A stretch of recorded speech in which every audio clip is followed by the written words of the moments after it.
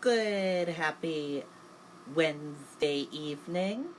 I'm Riley King, and welcome to the Riley King Newscast, right here on the Riley King Network. We have a lot of news to get to this evening, but first, we are following breaking news. Tornado warning until 6 p.m. for parts of Merrimack, Rockingham, Hillsborough counties. Let's take a listen to this video from WMUR News 9. Take a listen. Interior portion of your home now. Usually that's going to be a bathroom or a closet away from windows in your home. We do recommend a basement. That is the preferred location in a tornado warning. But again, if you lack a basement, an interior-most part of your home, that's going to be away from windows, a closet, a bathroom. You may want to bring a pillow with you to cover your head should this actually produce a tornado. But again, radar indicated right now is that the winds, not only are they spinning, not only is the cell spinning, but it's actually starting to intensify a little bit. And that's why we are so concerned with this particular cell. Again, just to the east of I-93 and New Hampshire 3A, south of Sumner. And there we go with our warning until 6 o'clock this evening. Again, for about another 15 minutes. This may be extended out beyond 6 o'clock in and around the western part of Rockingham County. But again, right now, the primary threat is Suncook, Hooksett, Manchester, the north side of the Queen City. Again, not the entire city. This is one of those sharp cutoffs where the rotation is just north of the airport. So we're not taking a look at any threat in southern parts of Manchester. It's all just to the north. You'll see as Haley and Eric zoom in on our Doppler radar on this scan, clearly what we call a little hook, notch in the radar. And to your point, too, I think in the last 5 minutes or so, we've actually seen this begin to really tighten up a little bit, too. So that is concerning to us. That tells us, again, what we've been here looking at some of these wind scans on radar, that the rotation is actually tightening as this moves slowly towards the east. So again, locations just east of Hooksett and Suncook, you are in direct line of fire for this particular tornado warning cell. So that's Bear Brook State Park. In the next 5 minutes or so, you're in the direct line of fire here. Candia and Deerfield, you're up next along New Hampshire 107 as this cell continues to move towards the east. Manchester, you're out of the clear. We can give you the all clear for this tornado warning. This is north of you, north of Manchester. Again, the main areas that we're concerned right now, just east of Suncook, and again, moving quite slow at 15 miles per hour.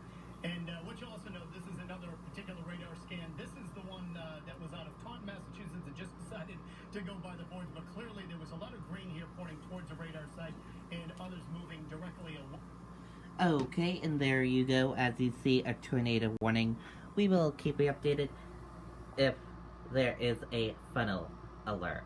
But right now, there's no funnel. It's just a tornado warning, but we will keep you updated if we get any information with a funnel touching down. We'll keep you updated. Let's get to your news now.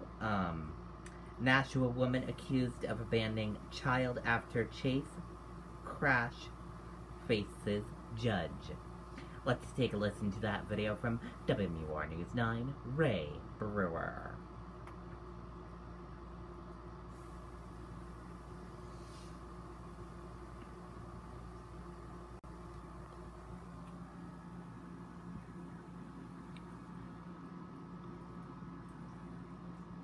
Out the door when it matters most. For more than a decade, he's been right there, everywhere. And when American jobs are on the line, he leads the charge. ABC's World News Tonight with David Muir is America's most watched newscast, and we thank you.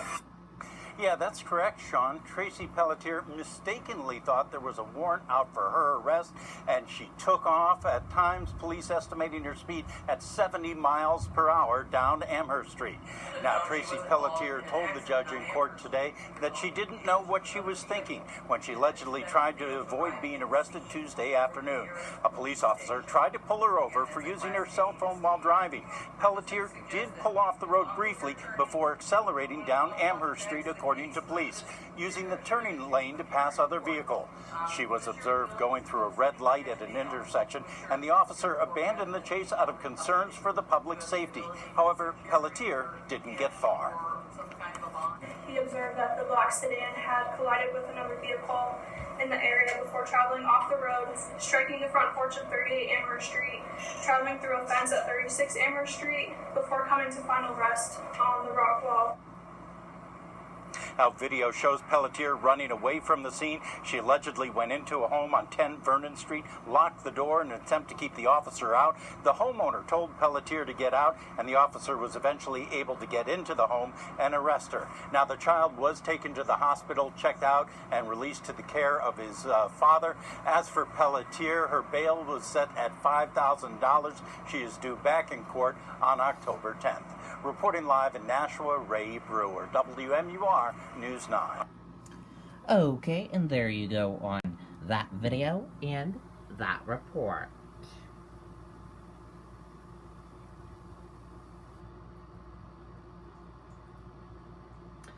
Bank of New Hampshire Pavilion, no makeup date for Hall and Oates show.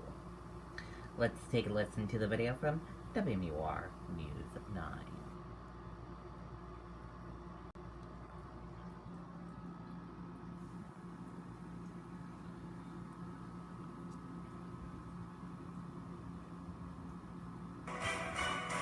We are following some breaking news into our newsroom. Some bad news for Hall & Oates fans. The Bank of New Hampshire Pavilion now says that Saturday's canceled show will not be rescheduled.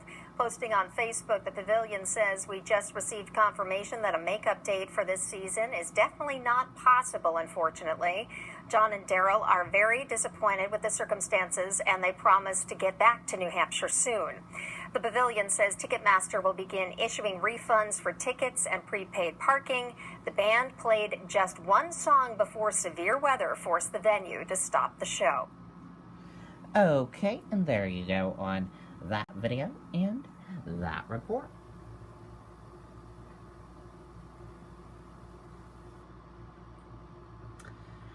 Gillibrand unveils mental health care plan during New Hampshire visit.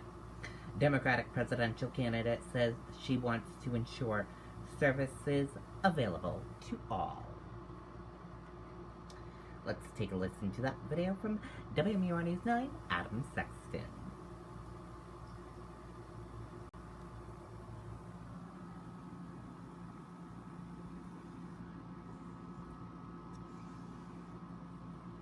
Doctors say it's an issue that is everywhere and is almost totally invisible. Kirsten Gillibrand stopped at a community health center in Manchester Tuesday to roll out her new national mental health plan.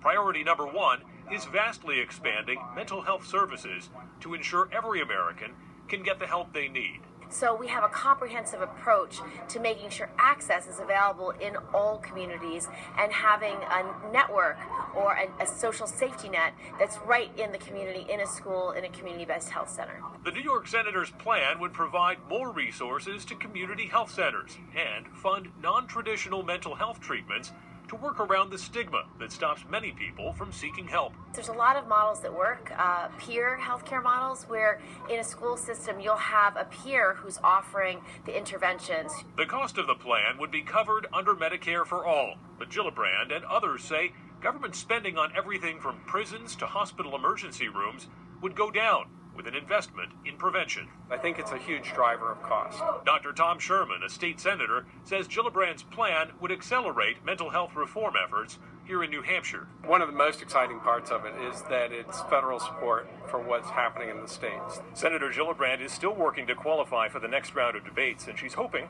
that a focus on the issues like mental health will get her there. My job is to lift up issues that I think must be addressed on the national basis, and I'm really optimistic. I'm very close to getting my 130,000 individual supporters, and I'm hoping that I will be rewarded in New Hampshire when there's the next poll out of New Hampshire. In Manchester, Adam Sexton, WMUR News 9. Okay, and there you go on that video and that report.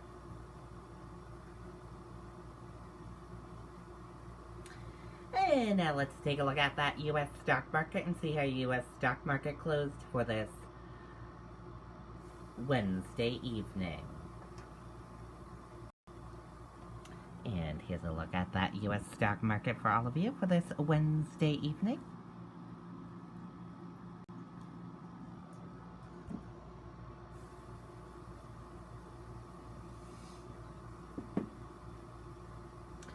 Your Dow Joe Industrial Average closed in the green, went up. Your Nasdaq closed in the green, went up. S&P 500 closed in the green, went up. Gold closed in the red, went down. Oil closed in the red, went down. US 10-year closed in the green, went up. Euro/USD closed in the green, went up. And VIX closed in the red and went down. Dow jumps more than 200 points. Target and Lowe's surge on strong earnings. Stocks rose on Wednesday as strong quarterly results from retailers such as Target and Lowe's lifted investor sentiment. American Jews disloyal to their own people if they vote Democrat, Trump says.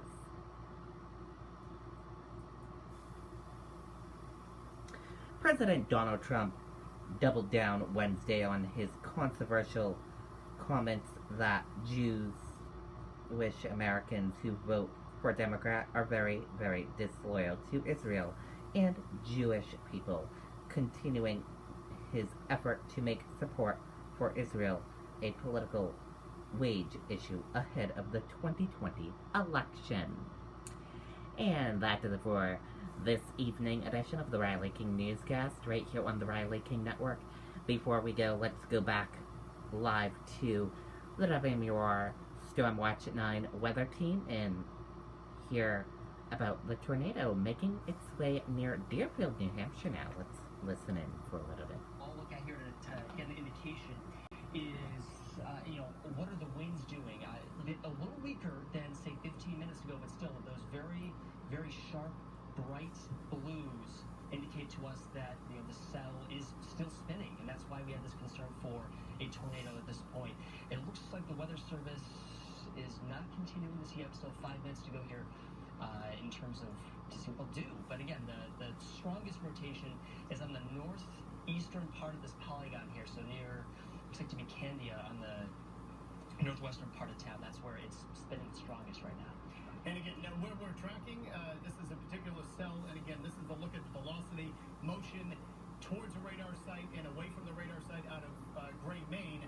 And when you look at the intense rain and where this storm cell is actually tracking, it's off to the east, generally at about 20 miles per hour.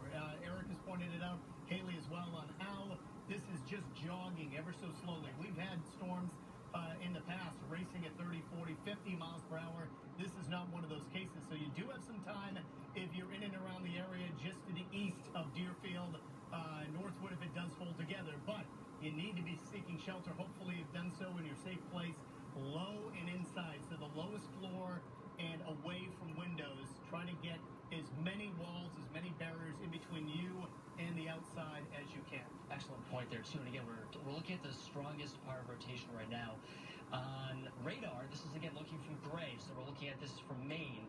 And it appears that the storm has drifted a little bit towards the north, and that tells us that, again, the rotation is now going to be on the northernmost part of this tornado the tornado warning as it stands right now. So again, near Candia and moving very slowly too. So these are the good types of cells. We like it when they don't move terribly fast. That's right. And right approaching Route 107 there in the Deerfield area, these are the spots where you really need to seek shelter. And again, whether the storm has enough rotation where the funnel is reaching the ground, we don't have any confirmation of that just yet. The particular warnings that we typically see in New Hampshire are due to estimates on the motion. Very rare that we actually get a visualization for many reasons. One, that these storms are typically rain-wrapped here in the Northeast with so much juice, of course, in the atmosphere and the intense rain that's falling. Yeah, and this, I'm sure this is a cell that's very similar to, if you're in parts of Deerfield, you're probably, it's pouring right now. And we want to really update people as to where the rotation of this is starting to drift up to.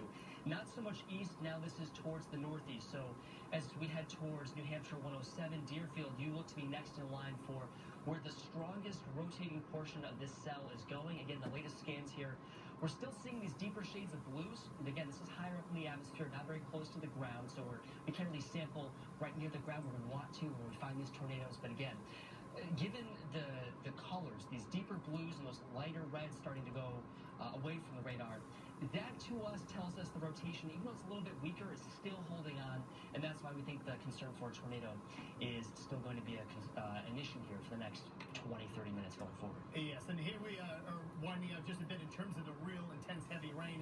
When we put a storm track, we've had a general motion here out of the towards the east at about 20 miles per hour. So this gives you a... Okay, and there you go on that. And if you want to watch the rest of that, you can just go to WMUR TV on your TV, or you can go on their Facebook page. They are live streaming that right now as well. I hope you all have a wonderful night. I'll see you back here tomorrow with more news coverage. Good night and bye.